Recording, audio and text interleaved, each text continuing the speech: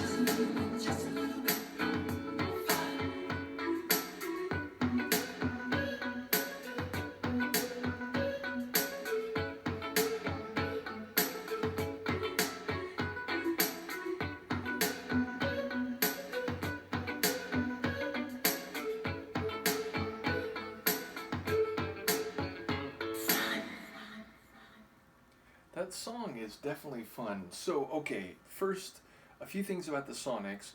One, it wasn't as strong of a like pop reggae feel as some of her other tracks, but a little bit in the guitar and just kind of the percussive rhythm overall. It did feel like a tiny bit reggae, but it didn't have like, the big reggae like keyboard chords or, like the some of the other more overt stylings, but as I said, it just gave me a little bit of that vibe. Secondarily, I enjoyed that, like, I think synth flute or, like woodwind something. There was a particular element melodically that had a bit of a like synth flute sound, and I definitely enjoyed that element as well. And yeah, I like the kind of mellow, laid back feel to the tune overall. And then her vocals, not belting, not, doing anything extraordinary, but very much fitting kind of this the tone of the song like thematically as I picked it up. And indeed, I mentioned in my intro, like a little bit of danger, a little bit of scary can be fun. And indeed, like it was just scary but fun. But in the actual lyric of the track, she is talking about something that's a little bit scary, not something where, your life is obviously in danger and you could get severely hurt. She doesn't seem to be talking about things like that. But I am interested though, like for a couple reasons. Like, first of all, and in fact I should have mentioned in my intro, when I looked at the title, I thought of teenagers when I first looked at it, because teenagers, teenage years perhaps are, it's certainly in a lot of places, a lot of cultures, a lot of societies, it's when you first begin to do things on your own, or maybe even to be rebellious, to push back on the social and cultural mores against the parental or, what's like guardians' wishes, and to maybe do things you're not supposed to do.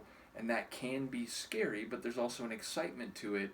So when I looked at the title, I did actually think of teenagers, because they are maybe more than any other temporal demographic more likely to do things that are a bit scary. And I think that is part of it. She is explicitly saying, like, did you forget what it's like to be young? To, when you're young is when you are perhaps most interested in things which are a little bit scary, but that is also very fun.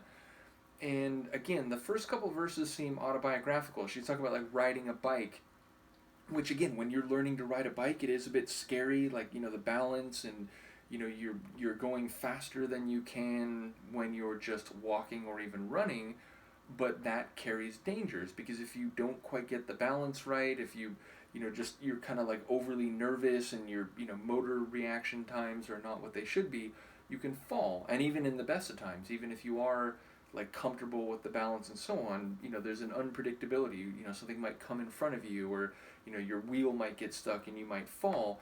And she talks about falling and scraping her hands and her wrists, which if you've ever fallen, not just from riding a bike, but skateboarding, for example. When I was younger, when I was a teen, me and a few of my friends, we'd go and we'd skate. We'd go around to different places and, try to do tricks down like a 5-stair or whatever it was.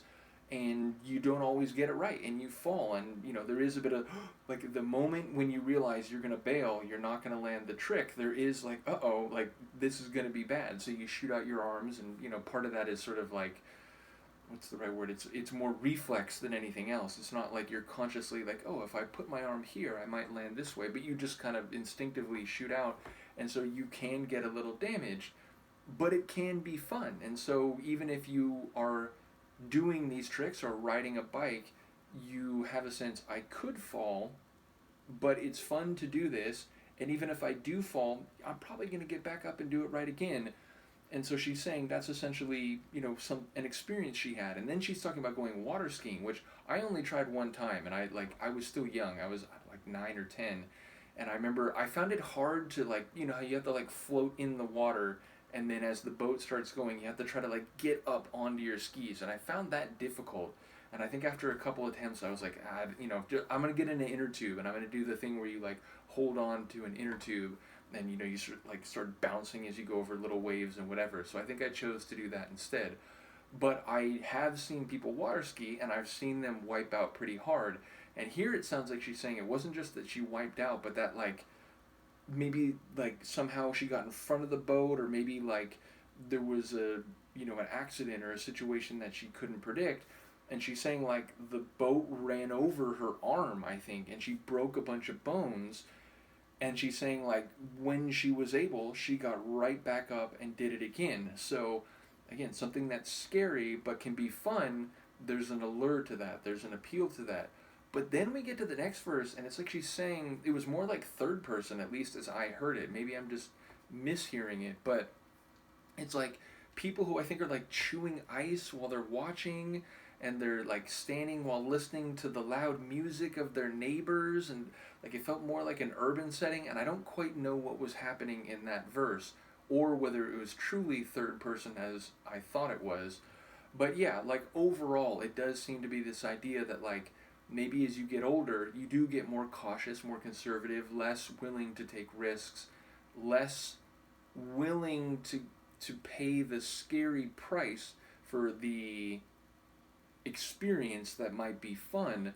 And so it may be the idea of, can you hold on to that excitement and that willingness to embrace the scary for the fun that is perhaps easier to do when you're younger. So yeah, let me know how far off base I am with that interpretation, but that's what hit me on a first listen. Once again, big shout out to Seb. Let me know what you think, and I will see you next time.